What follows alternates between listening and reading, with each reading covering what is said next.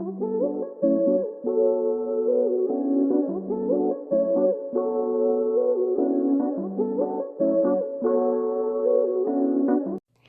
up, everybody? Welcome to the All About Life podcast.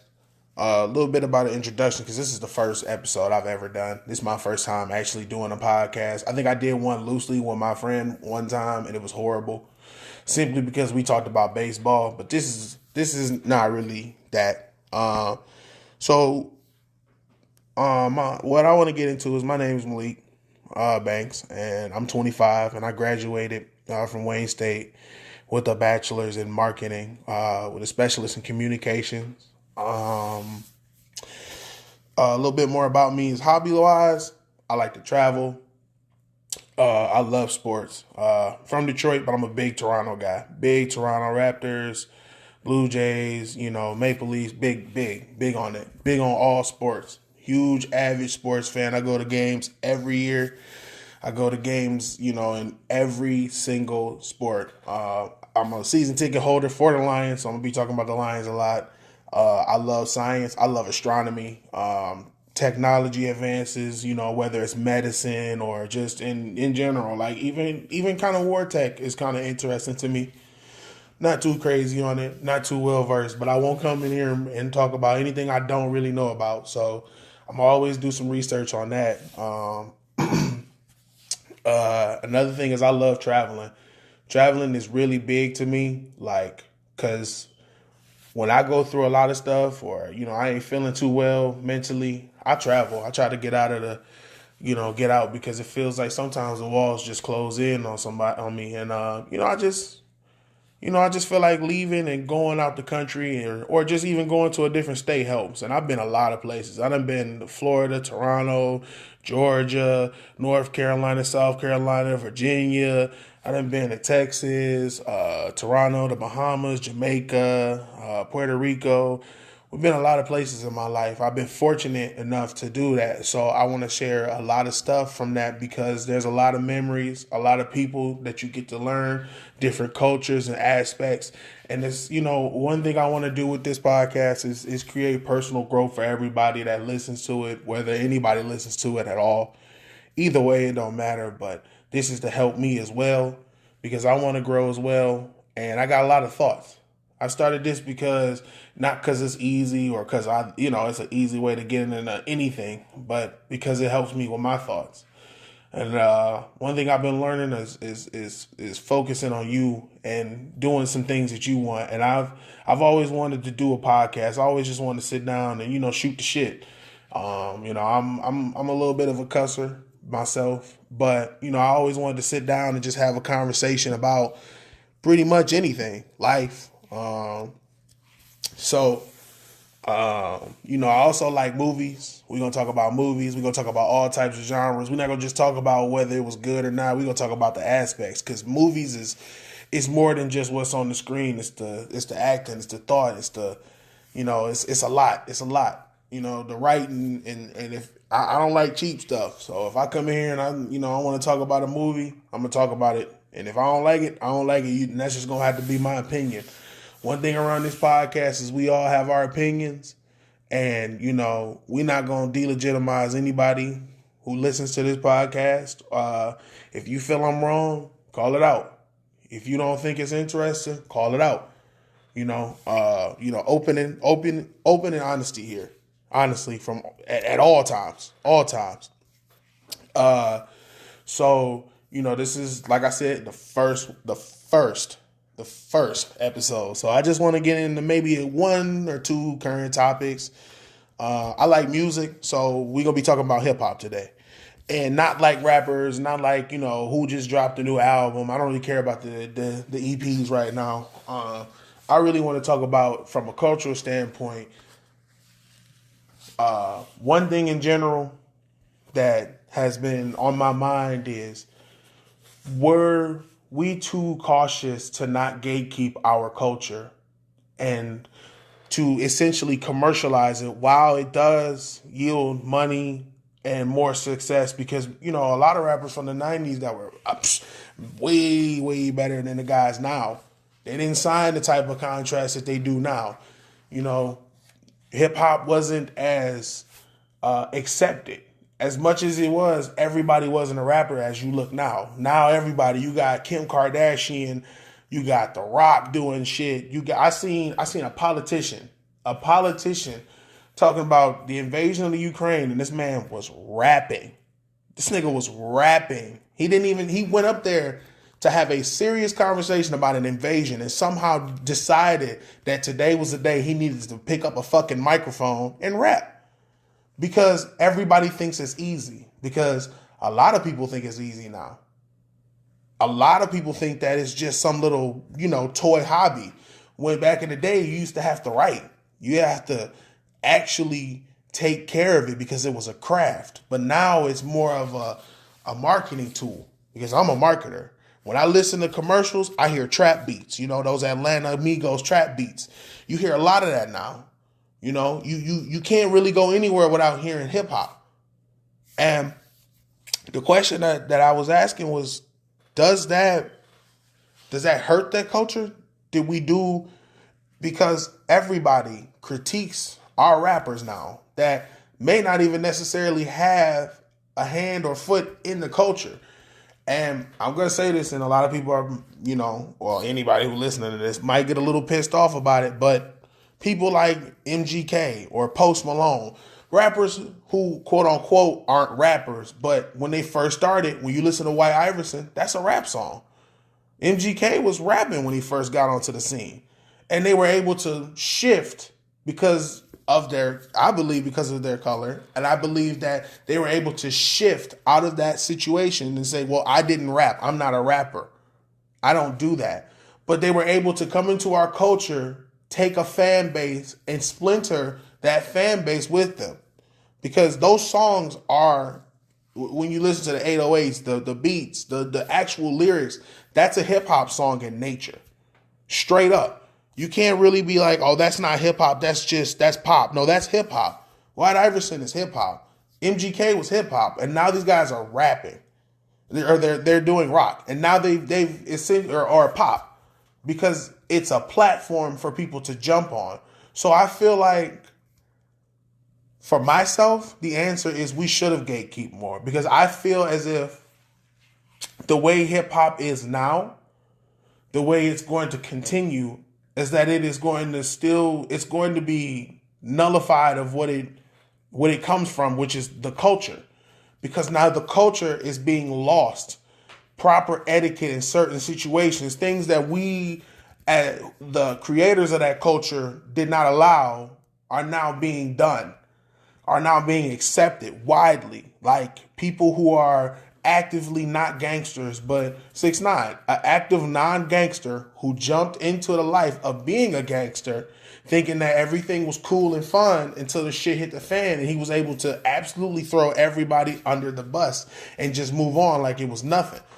He went to reggaeton right after that, but hip hop people were still like, we should accept him because it doesn't have nothing to do with our lives. But the principles that we lay down as a culture in our own music have been tested and tried and tested over and over and over again. And I don't think that this is the best way for hip hop to expand. I think it's expanding into something that is nothing more than a commercial, than nothing more than commercialization, and nothing more than money making. It's great to see artists like Trippie Redd, who, is a struggle artist to me. But the way people get on now is easier, which is really, really admirable, because in no argument, you can't argue how easy it is to actually become a rapper or anything, because social media, you don't even have to be signed to make music. You don't have to be signed to get millions of viewers on your music, And I would say it's great that these people are getting these contracts. Three albums for $30 million is ridiculous. It's ridiculous for a mid-tier rapper, But how does it help our culture when every ounce of what we used to talk about, our founding rappers, our Jay-Z's, our Big Daddy Kane's, our KRS-Ones, our Sugar Hill Gang, when most of them are being forgotten, but not even held to a regard of high standard anymore. Because now we look at it, it's dumbed down. Most of the music that gets put on the radios or the airwaves or the DSPs or on the algorithm is murder rap. And does that help our culture? No. It used to not be that way. A lot of rapper and people are gonna be like, no, it did, because people always talked about murder, which is, you're 1,000% correct. But however, they were speaking to you about the hardships that they actually had to go through, right? The actual shit that they were going through. It wasn't a bragging thing. It was, man, this is who I am. This is what the fuck I did. This is what I may or may not have did, allegedly. Allegedly, this is what I may or may not have done in my life. This is the type of shit that I have to tell y'all, that I went from the bottom all the way up. But now it's, I can literally market putting you in a blunt. I can say we smoking on, and I'm a Tuka pack. That's a boy. That's a literal dead black boy. We got killed like 14, 15 years old. He's dead. But his opponents are rapping about him, talking about we putting him in a blunt. People want to listen to that more than they want to listen to conscious rap. People want to, because of the way the culture is. So I feel like our culture is being lost. The only things that are being put to the forefront are things that are popular, not good. You gotta, you look at all this murder rap. You can't turn the damn TV. You can't turn the radio station. You can't turn your Spotify without hearing trap lords, niggas talking about selling white, selling coke. It's the same shit, verbatim. Every song. It just depends on what the beat is. Whether a nigga want to put a flute over it or, want to hit a percussion. That's what the music is now. So I feel like it's been diluted. I feel like it has been gentrified. And I feel like we should have done more to protect it. Because they protect other people protect their music. It's not just a white and black thing. You don't really put. I mean, they tried it in the 90s. They tried putting a fucking 90s beat over folk music. That song is a folk song. And it doesn't even, it's not even the original song. Somebody just put like a 90s beat on it and just was like, we're going to fucking try it. But it didn't work. But for some reason in hip hop, people are trying everything, and it's almost like it's on purpose to dilute it, because it becomes so popular that that's the move now. The move is now to talk about shit that you haven't done, to be a rapper. Like, you got, artists like, no disrespect to Comethazine, but Comethazine is a pretty known rapper, not a great rapper, but he's a known rapper for this time frame. And, the only attribute to the streets that he has is his daddy went to jail. And now he's a menace in the streets. Now he's this dude that I got guns, I got pistols, I do walk is a drug, because you can't, it's just drug and depression and murder rap now. But that's the culture. And that's what I was getting at, is the culture has shifted and it's commercialized all the bad rap. All the rap that when you listen to the lyrics, you hate it. They might have a good hook and a good beat, but the actual girth of it is gone. You have a couple good rappers. You got Kendrick, you got your J. Cole's out here. You got your Drake, who's, Drake is only able to survive the way he has personally. He's a great artist. Great artist. The reason he's able to survive is because he knows how to follow the culture. He follows what the trends are and what the music is, and he makes music just like that. He's 30-something years old. After a while, you've been rapping for so long, your audience has changed. The cultures do change. They like from the 90s to the early 2000s, it was like, it went from gangster rap to dance videos. And then back to fucking gangster rap. Well, actually just having fun in the 2010s, and then gangster rap around the time Chief Keef and them came back out with the drill music, and a lot of the trap music came after that. And like, I guess the reason that he's able to survive is because he knows how to adapt. But the things that he's adapting to, the reason we look at Drake like, sometimes his last couple albums ain't been great because we know he can produce better. We know that he's following trends. We know that he's following what is, best for him. What is interesting for what makes sales the best for him. So I do feel like hip hop wasn't gatekept enough. We didn't tell people, hey, we used to say, murder rap is cool, but there's so many good conscious rappers out here. You have Black Thought, you had a lot of, just throughout history, we've had great rappers. And there's nothing wrong with a tough guy. Absolutely, that's not what I'm saying. What I'm saying is there ain't nothing wrong with a couple songs about that here and there. But when the only music that, studios, record executives, they're only interested in listening to is, murder rap and all this other stuff, I think that we haven't gatekept it enough. That's why I see a lot of our young rappers die now, is because of the way our rap culture is. It's murder rap. It's talk shit about your opponent, talk shit about your op, whatever you want to call them, and then, get killed. A lot of rappers now, like, it's so much for me to even try to listen to hip hop right now because I can't even keep a favorite rapper because they all die. And that's not a joke, but they all fucking die. They all get shot. They all overdose.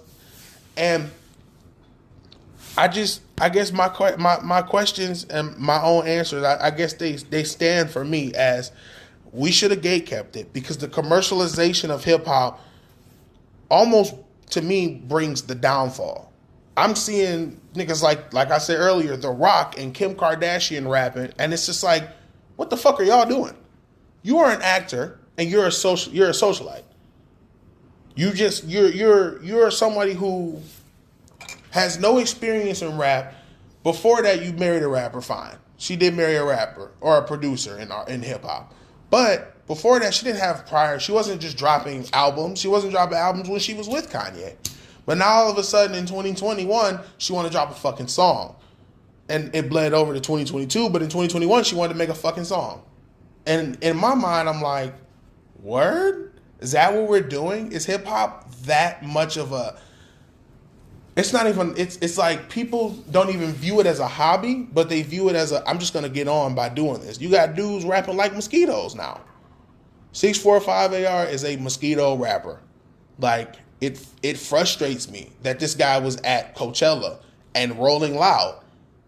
Because that's when you bring the good artist. You don't just bring the fucking pop value, shock value artist. And that's what they did. They brought that guy. And I've never, you know what I'm saying? Like, to me, I was like, what the hell? Why is this on stage right now? Why is this mosquito rapping ass dude on stage destroying furthermore destroying the foundation of hip hop? And I'm not trying to be an old head because I'm 25. But I was born in enough time to process artists like Ludacris, to have the inclination to go back and listen to music like Biggie, and then hear artists like T.I. and keep going, down there, Drake and J. Cole, to now, not to say like Lil Pump, because that's so outdated, but just to hear all of these rappers now, they're all the same. When I turn on music, I hear the same beats. I hear the same, it might be one thing off. I hear the same lyrics. I hear the same lingo from dudes that aren't even from the same countries. I be hearing like, because the British dudes are getting on now because of the UK drill beats.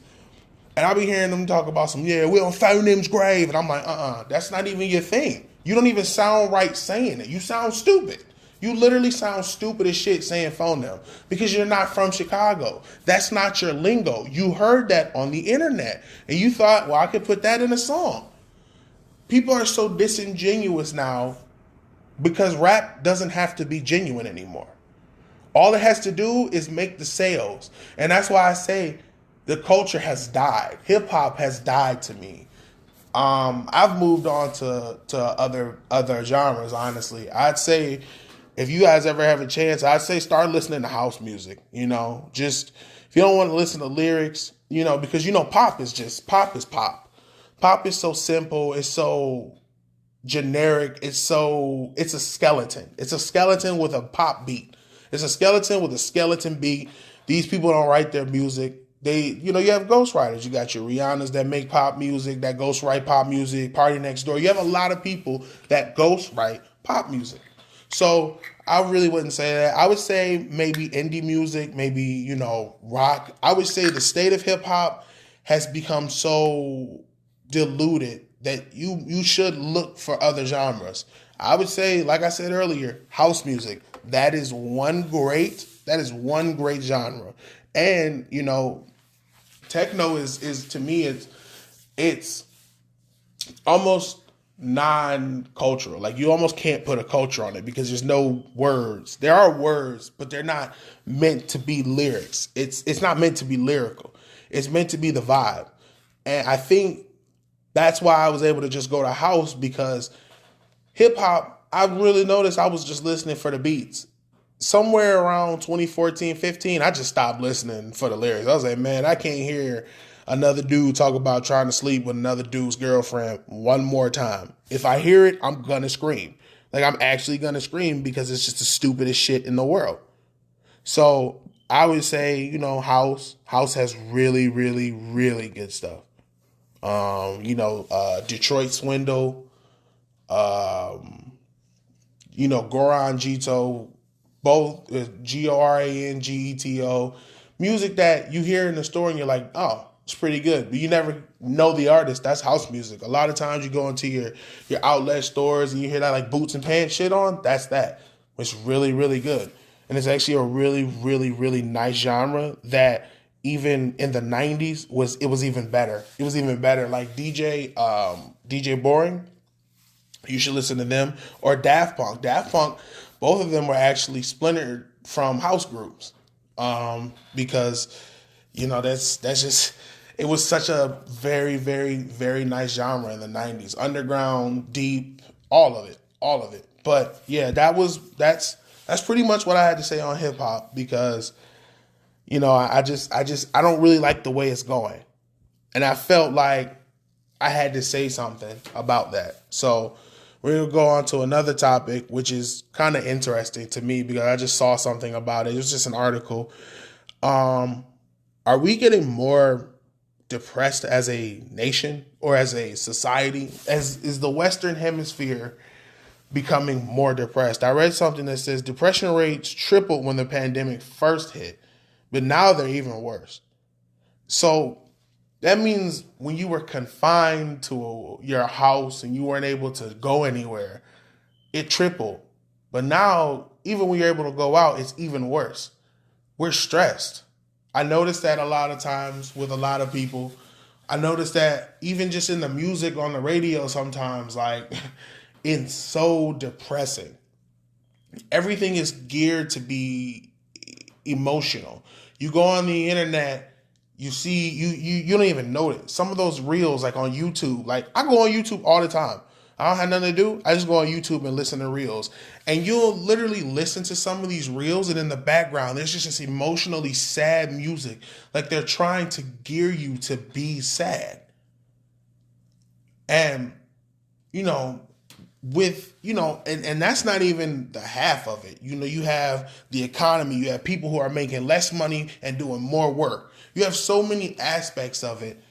And I guess I just wonder why is the whole Western Hemisphere, from Canada to the UK to, South American countries, why is the whole Western Hemisphere feeling the same way? Why is it even worse now? You would think with all these new jobs coming up now,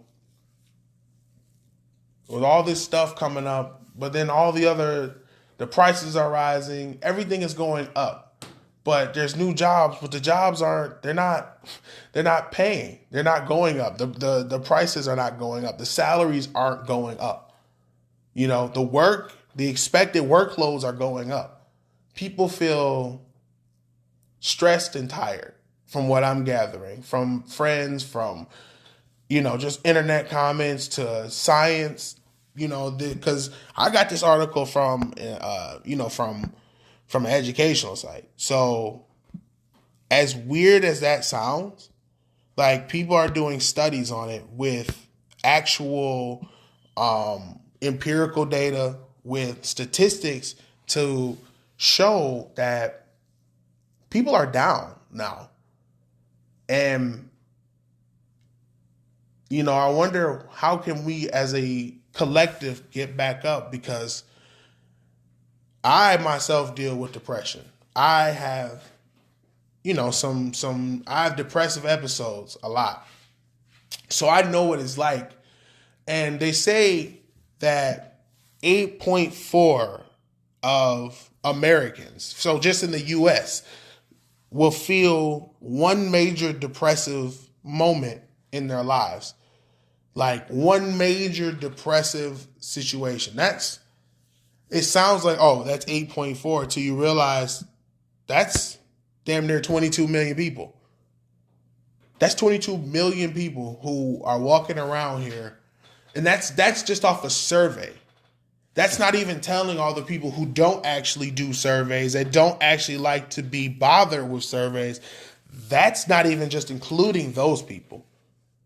So how as a collective unit should we deal with this epidemic almost of mental health? Do we destigmatize it? Do we just try to move on? Do we hold each other's hands? How do we do it? And that's, some of the questions that I have and some of the things I wanted to talk about, because a lot of these things I do like to talk about. And, that's one thing I want people to understand is I'm not going to have the answers to everything. I ain't no fucking genius. These are the things I talk about. And even when I'm talking about it, because even when you rehearse it, you still might come up with more questions. People, I ask a lot of questions. I have a lot of questions. Some of my answers lead to more questions. And, some people, that's like, I've been a person in the past, especially with relationships and things of that nature, that it comes off as a accusation or whatever, because I just ask so many questions. But even then, like, I guess I've always been a very inquisitive person, which is another thing about me, is that I'm very, very, like, I ask questions not because I just want to know and then just go tell somebody else your business, because I don't do that. But people are interesting. Studies like this are very interesting, and I will do more of them.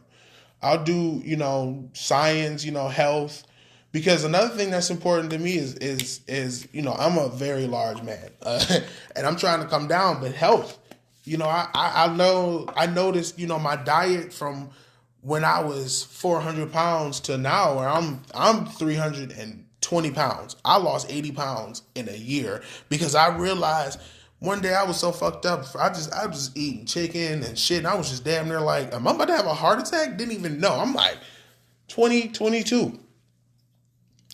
I lost, 80 pounds because I realized I was looking at my diet and it was like, dude, you are heart attack levels, dude. You are big. And that's something that I want to know. I want to look into and dive in and talk about too, because it's a journey and I'm not done. The pandemic slowed down everything for me as well. And I think that was a part of my depression in the pandemic, was that I was working out. I was at this nice little gym. I ain't gonna give it out. I'm not dishing out my shit. No free ads. No free ads. Not over here. But my gym got a nice little movie theater in it and everything. I'm talking about, it's a leisure place. Like, you go there and you're leisure. You're relaxed. You feel good. And I always found myself in there. I could buy a smoothie. They make your smoothie in there. It's a bougie place. Pandemic fucked it all up.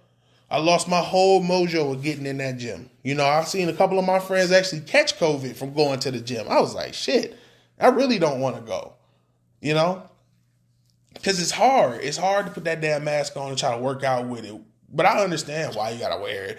You know, I don't want nobody to think I'm one of them dudes, you know, just like, it ain't real, QAnon. I'm not that dude. I'm not one of them niggas. But that shit fucked me up because I was like, wow, I was toning up for a big dude. Like, I remember it kind of actually brought me back to my high school football playing physique. And that was making me feel good because I knew I had more to go. I was fitting in all these jerseys because that's what we're going to talk about too, is jerseys. And I ain't going to lie. A lot of these jersey companies are not big nigga friendly. I had to lose 80 pounds simply to fit in the jersey because, like I said, I'm a Lions fan. But, they had to go down. They actually stopped using 4Xs for a while. And it's different for dudes than it is for women. Because when you're a guy and you want to complain about being fat, everybody's just gonna look at you. I got an email from the fucking Lions. It was everything that said basically in a nice way, toughen it the fuck up, fat boy. Lose those titties and go get you a jersey in the 3X. And I was like, all right, well, guess I gotta go do that because, they don't have my size. So we're gonna talk about health. We're gonna talk about people's health, mental health. Like I said, astronomy. But I ain't really got shit on astronomy today. Not really into all that yet. Haven't really checked into something. I seen an article about there's some sort of asteroid that slipped through detection because it was so small and it's supposed to crash into the earth. I don't think it's going to do no damage. But that shit, I guess right now, even in that, thinking about it, shit got me thinking like, damn, like, what do we have in place to stop that? I know we got the Space Force, but we ain't got shit out there for that. It just shows you how existential like threats can be too. Like, it's not just how we conduct ourselves on this planet. That's one thing I do find is that humans are interesting, and so is just the whole universe. You got asteroids flying at hundreds of thousands of miles per hour or light years speed, just out there, and they can hit us at any time, and we so consumed by what's going on here. I don't want to talk about the war because I already want my algorithm to be fucked up. I'm straight on that. I do have some ideas on that, but like I said, I'm not trying to get fucked up in that situation yet. But I guess, this is just, like I said, just an introduction to what I want to do. Something that I don't really have no aspirations in this. I'm not looking to be a top fucking 1% podcaster.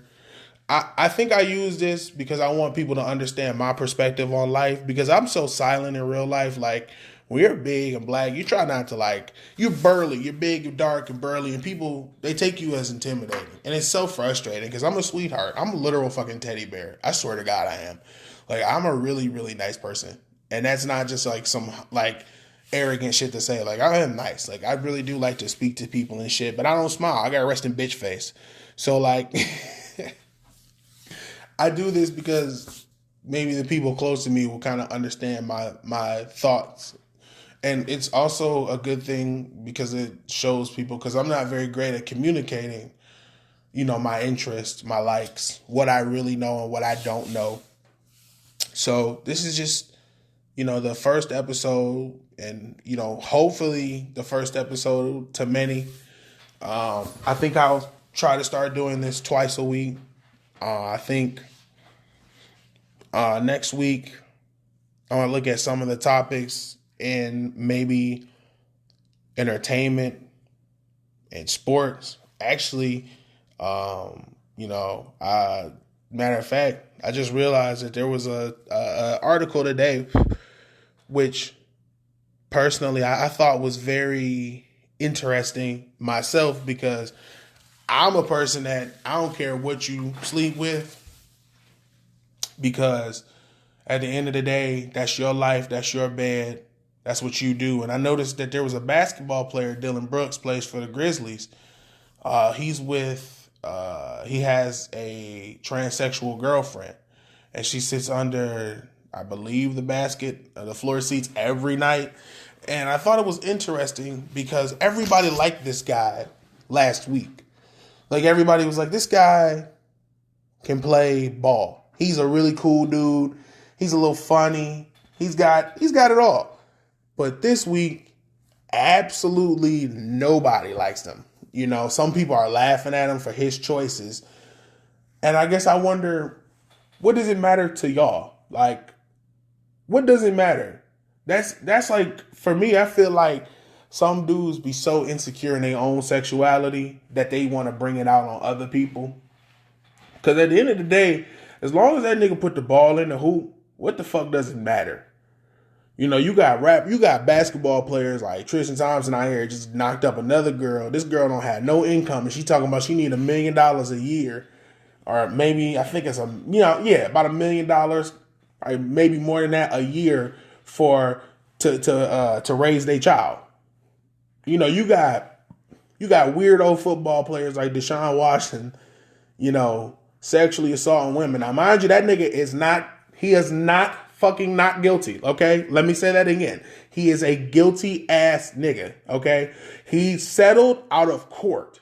It was not that they found him not guilty. He settled out of court because he signed a real nice Supermax contract and he about to give it all up because he fucked up and he knows he fucked up.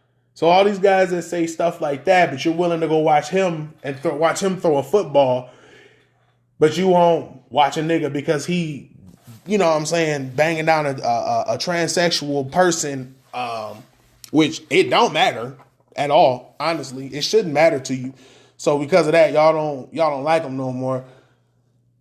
It's really weird to see people's like psychology and they thought process. So I'm gonna leave it on that. I'm gonna leave it on that end.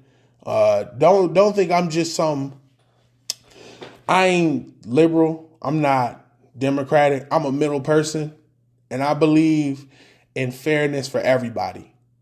Fairness for all people, regardless of your race, your gender, your sexuality orientation, your whatever. I don't give a fuck if you like a blue alien from fucking Pluto, and you know what I'm saying. As long as you ain't hurting nobody and you doing the right shit consensually, you should be all right.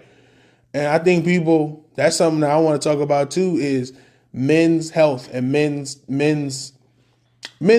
overall like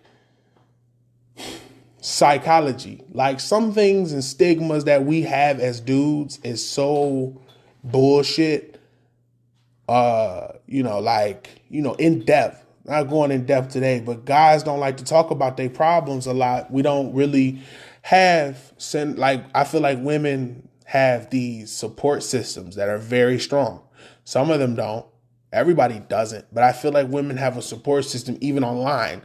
You know, so they have a system of support where they make a decision and people are there to help them. And I think that men don't have that. Men feel like everything should be done by you because you're a man. And if it doesn't be done by you, then who will? And I feel like as men, we need to open up more. We need to tell our friends we love them. We need to literally be around each other more often than we are, because I think it's not a sign of being a different sexual orientation because I'm open and emotional with my friends. I don't think that I think a lot of men who say that are very insecure in themselves. You know, guys die early because they can't fucking admit that a puppy is cute. You know, like they'll just be like, yeah, it's all right, it's whatever. And be playing around the puppy every day, all day, every day. Men are not good at conveying their feelings because we weren't taught to convey our feelings. I think some of the cultural things now with, some of us being brought up by our moms, it helps us to convey our emotions a little better.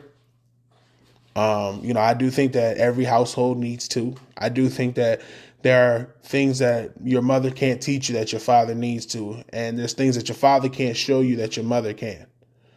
It's a healthy balance. It does take a village to raise a child. And, I feel like men need to and should be able to vent and say the same things that others can say without being made fun of or judged by themselves or by any other genre or any other gender. Um, so, that's something that I want to talk about as well. But, if you honestly made it the whole 40 minutes, I'd like to say thank you for listening for this long, because this is a long ass introduction. But thank you for listening. I will be doing another podcast if regardless of whether y'all want it or not, or gonna listen to it, or if anybody even listening to me this long. But thank you for listening. I do appreciate whatever listeners I get, or if I get none. I just get to appreciate me being able to actually finally speak for myself. So, that's it from the, All About Life podcast. This is episode 1. This is Malik signing off. So I hope you guys have a happy Sunday or whatever day you're listening to this, and I'll see you soon. Take care.